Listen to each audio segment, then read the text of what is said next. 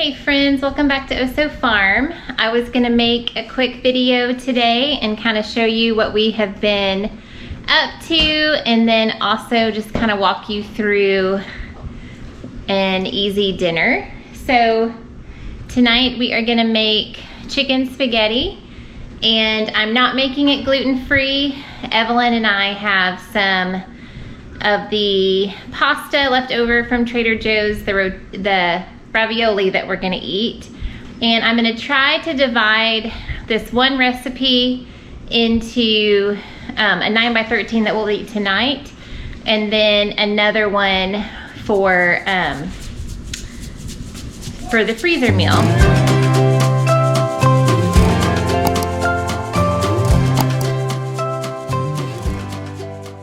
We are starting our school year. We are a homeschooling family. Luna's trying to get in the trash. And we are starting our school year next week, the first week of August.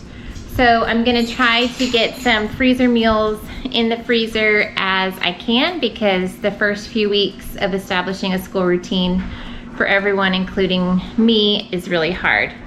So I'm doubling the noodles, and I took out a little bit extra chicken, and I have 1 yellow pepper, 1 orange pepper, and an onion diced. And then I always use a can of cream of chicken and cream of mushroom, and then once I mix it up, I'll probably add one more of one of these so that it's the right consistency. And then I just add salt and pepper and mix that up with the cooked chicken and put cheese on top. We are gonna open 3 cans of green beans for tonight, and then I have a tiny little piece of this is like 1/4 of a loaf of sourdough that we need to eat up. I bought this at our Drug Emporium. This is you can see the price there. This one pie crust was $5.35, but it is gluten-free graham cracker crust. So Evelyn and I are going to have this as a treat tonight. She mixed up just a pudding mix. This is just a chocolate pudding mix from Aldi. I've never had an issue with gluten with just any brand of pudding, actually. So we're gonna have that, and I will set out a Cool Whip. And then over here in the pantry, I've had these, it's really dark, sorry about that. I've had these forever. I'm gonna make an individual one for everybody else. These are just the Godiva molten lava cakes. These are from Sam's Club. Sometimes they've clearanced them out, and then I've seen them in stock again. So I'm gonna make those tonight. If you are new here, you may not know, but my mom lives 2 doors down. So I'm pretty sure she'll wanna come down and eat with us. And once you see this, Brian will already be home, but he traveled for work to California. We live in Central Texas, and he's flying home tonight. So we have been eating frozen pizza, and last night it was actually really good. I just got some chicken strips that were breaded, just frozen chicken strips, and we cooked those and cut those up, and we made like a Cobb salad, and it was actually really good. So we've been kind of eating those throw in the oven things, not really cooking since Dad's been home. Leave me a comment below if you're a mom and choose not to cook when your husband is away on vacation or on a business trip, and tell me what fun things you end up making. So we're just waiting on the water to boil, which it is. So once I get everything, or most things, clean and organized and ready to go, I will do a more detailed homeschooling video. But this next school year, we will be schooling our Evan, our youngest. He is 6, he'll be turning 7 in September, and he has Down syndrome. So we're doing a very gentle kindergarten, and we'll probably be doing a phonics program with him for a few years. We're actually using something called My Father's World. It's a curriculum, and their kindergarten is what I used with my other children, and it is really light and fun and lots of crafts and gentle. So I haven't even cracked that open yet to see what I need to prepare, but I have been really procrastinating all summer and not using the summer as much as I needed to prepare. So now we're planning on starting on Monday. Today is Wednesday, so I have quite a bit of work to do. So everything is a mess, but I'm just gonna show you.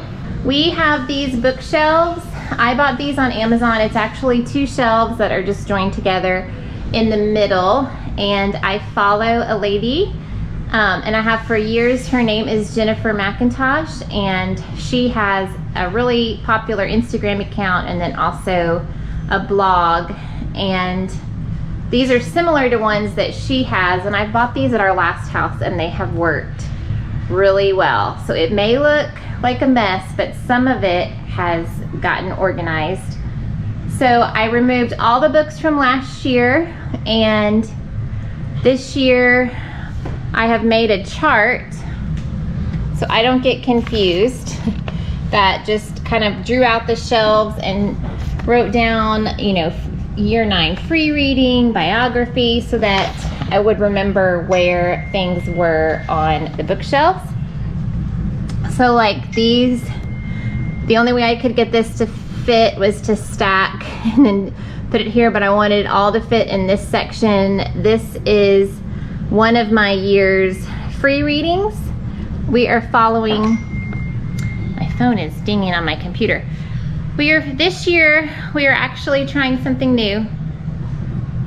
Sorry, I was peeking where Evan was. We have been using a curriculum called Tapestry of Grace, probably for 10 years of our homeschooling time. I think this is our 15th or 16th year. I'm gonna have to go and redo the math, but my daughter Emma is 21, and we brought her home after 1st grade. So we've been doing it for a long time. So we've used Tapestry of Grace for years and years, and then if y'all are not new here, you know that our son Ezra passed away a year ago in April, and I still wholeheartedly love Tapestry of Grace, and I think if I had some years of breathing room, I would or younger kids that were developmentally able to do Tapestry of Grace, I would probably pick it back up later, but we just really needed a change. Tapestry of Grace is very rigorous, and we were a part of a really great virtual co-op, so it was really cool. I taught rhetoric history, high school history for 4 years, and we made some really sweet friendships, and once a week my kids got to log on to class with kids from across the nation. So it was a really, really neat experience. But I think with just grief, we just needed something fresh, and a lot of the books that we're using are actually similar or the same.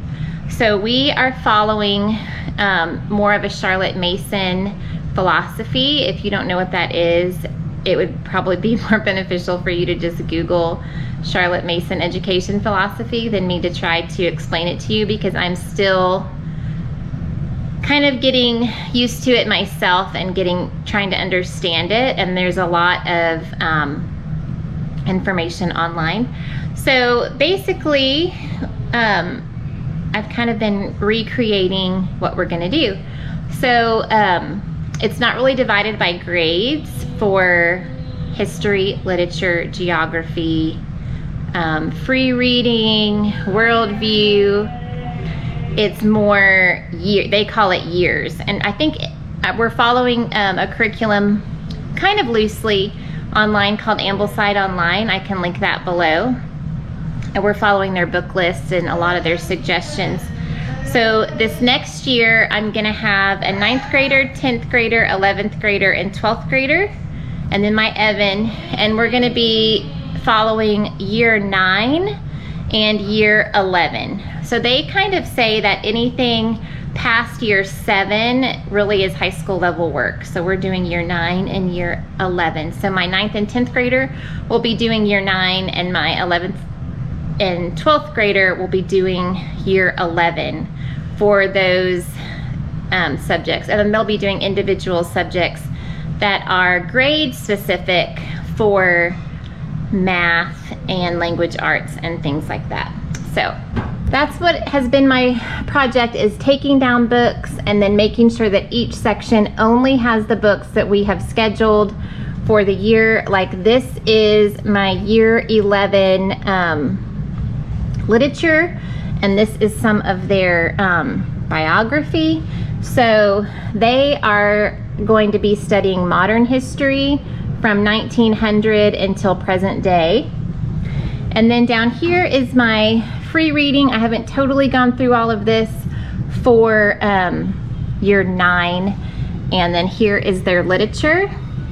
You can see here they will be exposed to Pride and Prejudice and Mr. Darcy, so I'm really looking forward to that. I think I will be excited enough for everybody there.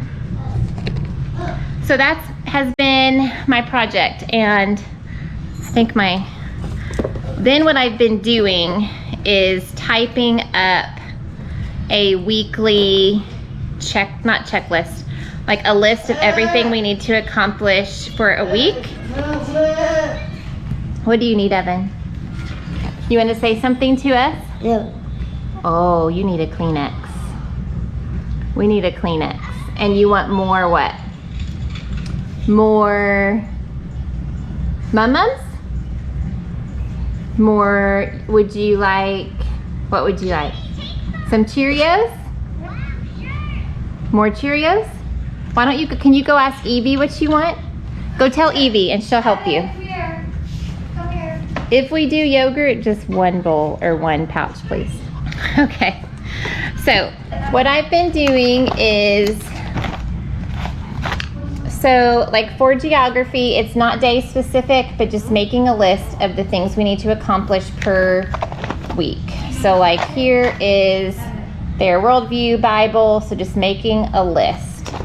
Here is history, making a list. In the past, I have done like a dated planner where I have basically planned out the entire school year prior to school starting, and that is so much work and really is a good thing in a lot of ways. The problem is if you stay on task for your core subjects, which we were really able to do because the co-op kind of pushed us along and held us to those hard times. Evie, did you put the noodles in? Okay. So, but then if you get behind in one subject, your whole planner then becomes off. Like you may be moving ahead in some things and then you have to flip back, so it's a total nightmare. So what I did this year is I did it by subject and I made a list. So as we finish things, I will highlight them off. So then I'm only gonna put in my homeschool planner where I write in detailed things like Monday this, Tuesday this, on a weekly basis over the weekend. So then I'll just pull out my big binder I just flipped through with you and fill in the blanks based on what is not highlighted yet. That's my idea. We'll see how it works. I also have always used Happy Planner teacher planners in the past, and I really was intrigued with using more of a bullet journal, and I don't know why. I just felt like it was fun and creative. But then I actually bought a blank bullet journal and watched a lot of vlogs on how to like create a calendar, and I really spent so much time trying to create it myself that it ended up not being a blessing to me. I wish that I was better at it, but I'm just not. So I did last week on Instagram see School Nest has these great notebooks, and I saw that they had a journal type, bullet journal type homeschool planning notebook. So I ordered this. Actually, you get it on Amazon. I want to say it was $24, but it is, so it has like the dotted lines, but it is more kind of mapped out for you. So there's still pages like where it has a little shadow where you can be creative, but then I'm not also creating months. And then so after you get past the months, it has your weekly school plan where you'll put the days of the week at the top and the subjects down the side. And then what I thought was really cool is it has these daily details for each day of the week, and then a weekly reflection to talk about, you know, what works and what didn't. And then I guess this is like the beginning of a week. It has goals and notes and your schedule. So for me, having this guided creativity was actually better. Okay, so we're gonna get dinner going, and now you know what I've been up to with homeschooling. I want to show you this really quick. My camera's about to die. We did all of our back to school shopping online, and I sat with each kid. Can you pause it for 1 second? You don't have to move. I sat with each kid at the computer and let them pick out their own things, and it's all been coming in the mail, and I've been piling it up because I thought it would be fun to share a back to school haul with you for homeschooling and then also for each individual kid. As it's been coming in the mail, I have just been piling it up here that I need to organize and go through. So if that's something you're interested in, definitely like this video and subscribe to my channel so you can follow along with what we bought for this school year. I actually had this going when I was adding everything and never pushed record. So I actually ended up mixing in 3 cans of the cream of, like 1 cream of mushroom and 2 cream of chicken, so 3 cans total. For a freezer meal especially, I feel like they kind of dry out, so I wanted to make sure it was extra creamy. So I added the onion, the peppers, the already cooked shredded chicken, salt and pepper, and now I'm just gonna pour this in the pan.